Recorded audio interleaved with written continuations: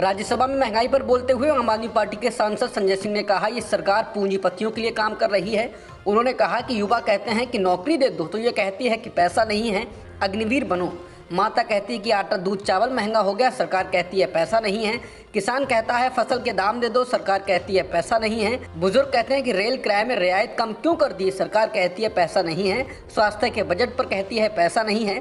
संजय सिंह ने कहा, ये पैसा गया कहाँ? ये पैसा नरेंद्र मोदी के मित्रों के पास गया। 20,000 करोड़ लेके नीरव मोदी भाग गया, 10,000 करोड़ लेके विजय माल्या चला गया, 3,000 करोड़ ललित मोदी, 6,000 करोड़ लेके नितिन संदेशरा भाग गया। संजय सिंह ने कहा कि सरकार ने खुद बताया है कि इसने पूंजीपतियों का 11 लाख करोड़ माफ़ किया है। आप जीरो लगा के थक जाएंगे, इतना माफ़ किया है। मोदी सरकार को सनक है कि हमको अपने मित्र को अमीर बनाना है, दुनिया का सबसे बड़ा अमीर। 2.5 लाख करोड़ कर्ज दिया है, एक इंसान को 2.5 लाख करोड़, और बच्चे के दूध पर टैक्स लगाते हैं, आटा दाल चावल पर टैक्स लगाते हैं। ये सरकार किसके लिए चल रही है?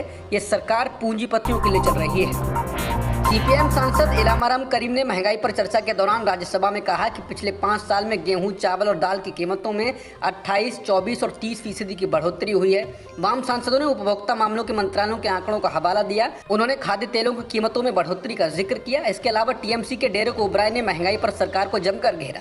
साथ ही कहा कि देश में 29% युवा बेरोजगार हैं, उनके पास नौकरी नहीं है। वहीं आरजेडी सांसद मनोज झा ने भी महंगाई और जीएसटी में वृद्धि को लेकर सरकार को घेरा और उसको वापस लेने की मांग की। महंगाई पर बोलते हुए बीजेपी के राज्यसभा सांसद सुधांशु त्रिवेदी ने कहा कि 2019 में एकमात्र चुनाव ऐसा था जिसमें महंगाई मुद्दा नहीं था। आज की महंगाई की दर 7.01% है, लेकिन दुनिया के बाकी देशों में इससे बुरा हाल है। सुधांशु त्रिवेदी ने कहा कि इस समय विश्व में महंगाई की दर में इटली में 7.9%, जर्मनी में 7.5%, यूएस में 9.1% है, जबकि भारत में महंगाई की दर 7-10% है। उन्होंने कहा कि 63 देश ऐसे हैं जहां महंगाई दर 10% से ऊपर है। उन्होंने कहा कि महंगाई है, इससे इनकार नहीं किया जा सकता है, लेकिन विश्व की सबसे बड़ी अर्थव्यवस्था अमेरिका में स्ट्रैटेजिक ऑयल रिजर्व खोलना पड़ा है, जिससे महंगाई पर काबू पाया जा सके। सुधांशु त्रिवेदी ने शाराना अंदाज में कहा कि समुद्र में सुनामी है, अगल बगल के जहाज पलट रहे हैं और विपक्ष कह रहा है कि हमारा जहाज हिल रहा है, इस पर ध्यान दो। सुधांशु त्रिवेदी ने कहा कि समुद्र में सुनामी है, अगल बगल के जहाज पलट रहे हैं और विपक्ष कह रहा है कि हमारा जहाज हिल रहा है, इस पर ध्यान दो। सुधांशु त्रिवेदी ने इसके साथ ही ब्लूमबर्ग के सर्वे का हवाला देते हुए कहा कि भारत के मंदी में जाने की संभावना 0 है। महंगाई पर लोकसभा में चर्चा के दौरान बीजेपी सांसद जयंत सिन्हा के भाषण की चर्चा हो रही है।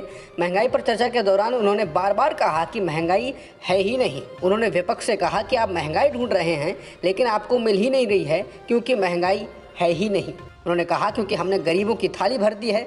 झारखंड के हजारीबाग से बीजेपी सांसद जयंत सिन्हा ने कहा कि मैं जब अपने ज़िलों की पंचायतों में घूमता हूं तो वो कहते हैं कि हमारा पेट मोदी जी ने भरा है, क्योंकि हम लोगों ने सबको मुफ्त अनाज खिलवाया। अगर आप गरीब की किसी थाली में देखिए तो उससे पूछो चावल के कितने रुपए देने पड़ रहे हैं, तो बताएगा कि चावल मुफ्त है। सब्जी के दाम भी कम हैं, 8 सालों के बाद भी सब्जी का दाम नहीं बढ़ा है। आटा दूध अंडा की कीमत पर सरकार का कंट्रोल है। आज महंगाई ढूंढने से नहीं मिल रही है, क्योंकि है ही नहीं। बीजेपी सांसद ने कहा कि पहले किसी को गैस सिलेंडर मिलता ही नहीं था, आज 3-4 गैस सिलेंडर खरीदे जा रहे हैं। आपको महंगाई मिल ही नहीं रही है। आज गरीब को महंगाई पीएम मोदी की दूरदर्शी सोच के कारण महसूस नहीं हो रही। सोमवार को सदन में महंगाई पर चर्चा के दौरान बीजेपी सांसद निशिकांत दुबे के बयान के बाद विवाद बढ़ गया है। दुबे ने कहा था कि आज हमारे प्रधानमंत्री 80 करोड़ गरीब लोगों को फ्री फंड का खाना दे रहे हैं, तो क्या हमें उन्हें बधाई नहीं देनी चाहिए? इसके बाद विपक्षी दल हमलावर हो गए। कांग्रेस ने उनके इस बयान को गरीबों के साथ भद्दा मजाक बताया। साथ ही कहा कि गरीबों को खाना जनता के पैसों से ही दिया जा रहा है। शिवसेना सांसद प्रियंका चतुर्वेदी ने निशिकांत दुबे के बयान को ट्वीट कर कहा कि रोजगार मांगा था, मुफ्त का राशन नहीं। सम्मान मांगा था, बेहिसाब अहंकार नहीं। इससे पहले लोकसभा में ही एनसीपी नेता सुप्रिया सुले ने इस बयान की निंदा की और कहा था, ये आपकी मानसिकता दिखाता है, ये गरीबों का हक है। वित्त मंत्री निर्मला सीतारमण ने लोकसभा में कहा कि भारत के मंदी में जाने का कोई सवाल नहीं। इस पर बीजेपी के ही वरिष्ठ नेता सुब्रमण्यम स्वामी ने पलटवार किया है। सुब्रमण्यम स्वामी ने ट्वीट कर कहा कि वित्त मंत्री ने कहा है कि भारतीय अर्थव्यवस्था के मंदी की चपेट में आने का कोई सवाल ही नहीं। स्वामी ने कहा कि वो सही है, क्योंकि भारतीय अर्थव्यवस्था पिछले साल ही मंदी में आ चुकी है, इसलिए मंदी में आने का सवाल ही नहीं उठता। केंद्रीय गृह मंत्री अमित शाह ने एक बार फिर सीएए का मुद्दा छेड़ दिया। शाह ने मंगलवार को कहा कि सीएए को कोविड वैक्सीनेशन अभियान पूरा होने के बाद लागू करने की प्रक्रिया शुरू कर दी जाएगी। बता दें, सीएए अफगानिस्तान, बांग्लादेश और पाकिस्तान के अवैध प्रवासियों को भारतीय नागरिकता देने का रास्ता साफ करता है। इसमें हिंदू, सिख, बौद्ध, जैन, पारसी और ईसाई शामिल हैं। गृहमंत्री अमित शाह ने यह आश्वासन पश्चिम बंगाल बीजेपी और विधानसभा में विपक्ष के नेता शुभेंदु अधिकारी को दिया। अधिकारी ने शाह से मंगलवार को संसद भवन में मुलाकात की और पश्चिम बंगाल में बीजेपी के कामकाज के साथ साथ संगठन के मुद्दे को उठाया। ईडी ने मंगलवार को कथित तौर पर नेशनल हेराल्ड मामले की जांच के सिलसिले में दिल्ली के बहादुर शाह जफर मार्ग स्थित हेराल्ड हाउस सहित कई स्थानों पर तलाशी ली है। पिछले हफ्ते ही सोनिया गांधी से ईडी ने पूछताछ की थी। इससे पहले राहुल गांधी से भी ईडी पूछताछ कर चुकी है। ईडी की कार्रवाई नेशनल हेराल्ड मामले में हो रही है। नेशनल हेराल्ड मामले में कांग्रेस अध्यक्ष सोनिया गांधी और सांसद राहुल गांधी पर भ्रष्टाचार के आरोप लगाए गए हैं। झारखंड में सरकार गिराने की कोशिशों के बीच कांग्रेस विधायक कुमार जयमंगल सिंह ने एफआईआर दर्ज कराई और कहा कि 3 विधायक इरफान अंसारी, राजेश कच्छप और नमन बिक्सल ने उन्हें फोन करके कोलकाता आने को कहा। तीनों विधायकों ने उनसे ये भी कहा कि वहां से सब लोग गुवाहाटी में असम के सीएम हेमंत बिस्वा शर्मा से मिलने जाएंगे। वो उनकी मुलाकात शर्मा से करा देंगे। विधायक जयमंगल सिंह ने एफआईआर में आरोप लगाया कि उन्हें आश्वासन दिया गया कि जितने भी विधायक टूटकर आएंगे उन्हें मंत्री बनाया जाएगा और हर विधायक को 10 करोड़ रुपए भी मिलेंगे। ये नई सरकार झारखंड की मौजूदा सरकार को गिराने के बाद बीजेपी की मदद से बनाई जाएगी। अनूप सिंह के नाम से भी मशहूर इस कांग्रेस विधायक ने कहा कि वो भ्रष्टाचार के इस दलदल में नहीं फंसना चाहते, इसलिए सरकार को डीसी के जरिए सूचित कर रहे हैं ताकि ऐसा करप्शन करने वालों पर कार्रवाई की जा सके। हालांकि दर्ज कराई गई एफआईआर को असम के मुख्यमंत्री हेमंत बिस्वा शर्मा ने फर्जी बताया। उन्होंने एफआईआर कराने वाले विधायक कुमार जयमंगल की वो फोटो साझा की जिसमें वो खुद केंद्रीय मंत्री प्रहलाद जोशी के साथ असम के मुख्यमंत्री यानी कि हेमंत बिस्वा शर्मा के साथ मुलाकात कर रहे हैं। शर्मा ने असम सरकार के प्रवक्ता पीयूष हजारिका का वो ट्वीट साझा किया जिसमें ये फोटो हैं और कहा कि झारखंड में फर्जी एफआईआर। असम के सीएम हेमंत बिस्वा शर्मा ने फोटो शेयर करते हुए कहा, जिस कांग्रेस विधायक ने फर्जी एफआईआर लिखाई वो खुद केंद्रीय मंत्री से मिला। लेकिन ये फोटो सामने आने से इस बात की भी पुष्टि हुई है कि हेमंत बिस्वा शर्मा कांग्रेस विधायक के साथ केंद्रीय मंत्री प्रहलाद जोशी के साथ मिले तो थे।